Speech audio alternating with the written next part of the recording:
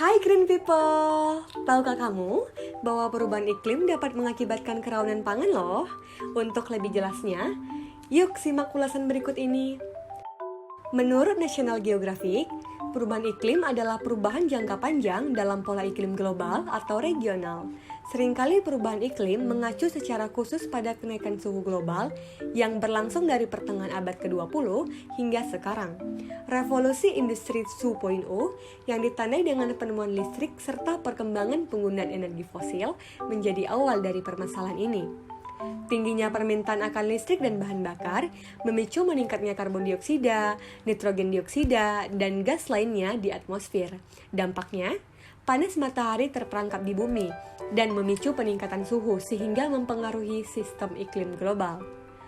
National Aeronautics and Space Administration atau NASA melaporkan bahwa suhu global meningkat sebesar 1,18 derajat Celcius sejak tahun 1880. Kenaikan suhu global tersebut mengakibatkan terjadinya penurunan luas es di Laut Arktik, berkurangnya lapisan es di Antartika dan Greenland, serta meningkatnya permukaan laut. Lalu, bagaimana perubahan iklim dapat menyebabkan terjadinya kerawanan pangan?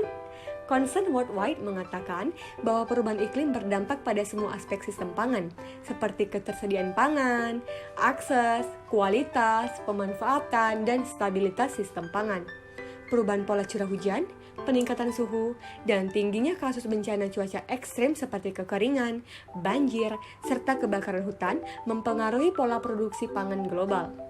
Food and Agriculture Organization atau FAO dalam laporannya menjelaskan bahwa kekeringan mengambil peran besar pada kerugian produksi tanaman dan ternak.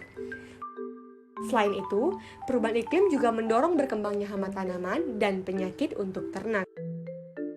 Penelitian terbaru mengungkapkan bahwa tingginya konsentrasi karbon dioksida di atmosfer menyebabkan menurunnya kandungan zat besi dan zinc pada tanaman.